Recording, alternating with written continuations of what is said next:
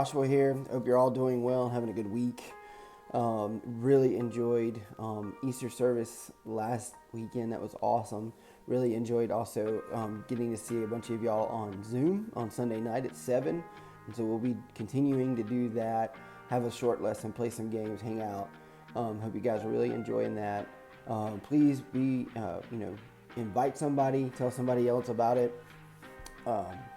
Like I said, I'm encouraged to see you guys showing up and hanging out for just a little bit. But if you're interested, you can look me up on Facebook or Instagram, and I'll make sure that you get connected as well.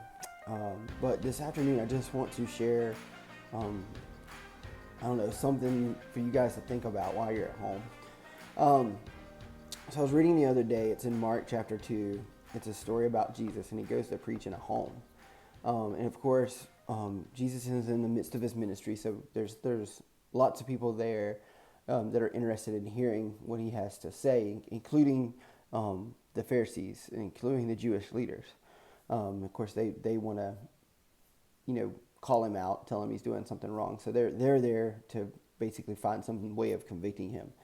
But there's lots of people interested in meeting him and hearing what he has to say, because he's doing miracles and he's healing people and he's doing these things, and but he's preaching the truth. And so they're there, they're listening, and the house is full. You can't get in, and these four guys decide, we've got a friend who's paralyzed. We want to get our friend to Jesus because hopefully he can heal him.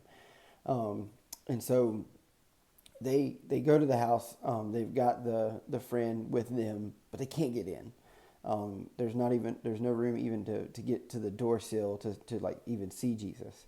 And so they get the idea. Let's go on the roof and let's tear a hole in the roof. And it doesn't tell us that they knew whose house this was. So this is probably somebody's house they may not have even known. And they go to the extreme extent of tearing a hole in the roof large enough to lower down their friend, who is paralyzed. And so they lower him down. Jesus meets him, speaks to him, he heals him, and he forgives him of his sins. Because we need more than physical healing. We need spiritual healing. Our hearts are broke. We are full of sin before we meet Christ. And so these four men went to this extreme measure to get their hurt friend, their paralyzed friend, their friend who needs Jesus, to Jesus. And so my question is at what length or how far are you willing to go to tell others about Christ, to tell them the good news of the gospel, to tell them that Jesus died on the cross for all of their mistakes, all of their sin, all of their shortcomings, that he died specifically for them so that they could go to heaven. And the question is, are we sold out for Christ, or are we sellouts? We can say that we're Christian. We could be saved. And we're literally just going to church and doing things for our own benefit. Things that just, it's almost a greedy mindset. But we're doing things that only benefit us. We're not inviting people to church, and we're not telling them about Jesus, and we're not doing Bible studies with them, and we're not praying for others. And so that would be a sellout. But I want you to be sold out for Christ, in the mindset that you'd be willing to go cut a hole in somebody's roof to share the message of Jesus. And so we have to, fully understand that the gospel isn't about us. It isn't about me. It's about Jesus and what he did on the cross. It's about what he did for everyone. And it says that he did this so that many might be saved. It's about Jesus, and that Jesus is enough. And our part is to share that. It's in Matthew 28. It's the Great Commission. It says to go and make disciples of all nations. And are we doing that? Are we truly making disciples? Well, we make disciples simply by sharing the gospel and investing in other people, doing Bible studies, praying for them, meeting with them. That's discipleship. I don't believe that discipleship is an overly complicated concept. I don't believe that there's some gimmick to it. It's just about being intentional, being loving, being kind, and going and living a Christ-like life so that others might see that, and see that example and see how to live their life. And so I think about one question that comes to mind. It's the question, and you've probably heard it before.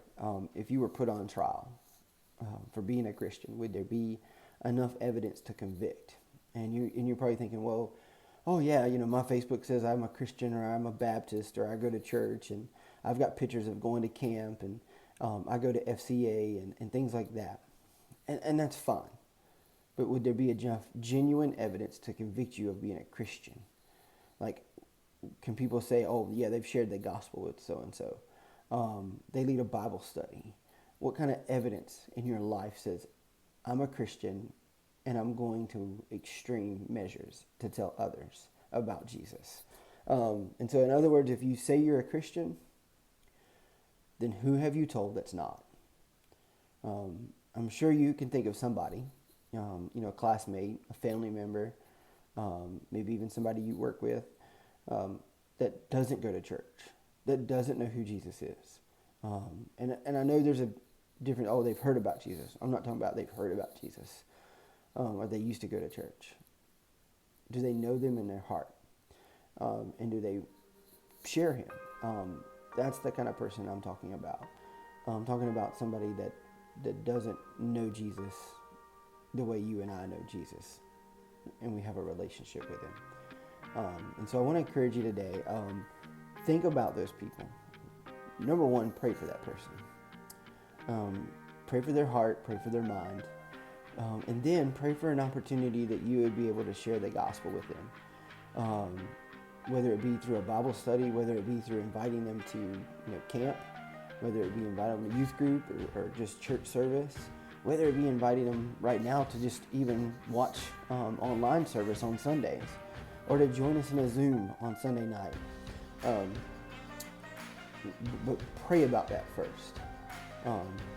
Give it to God, and then allow him to open the doors. I miss you guys. I look forward to seeing some of y'all on Sunday night. I hope to see more of you. Invite somebody to join us on Zoom, and have a great rest of the weekend.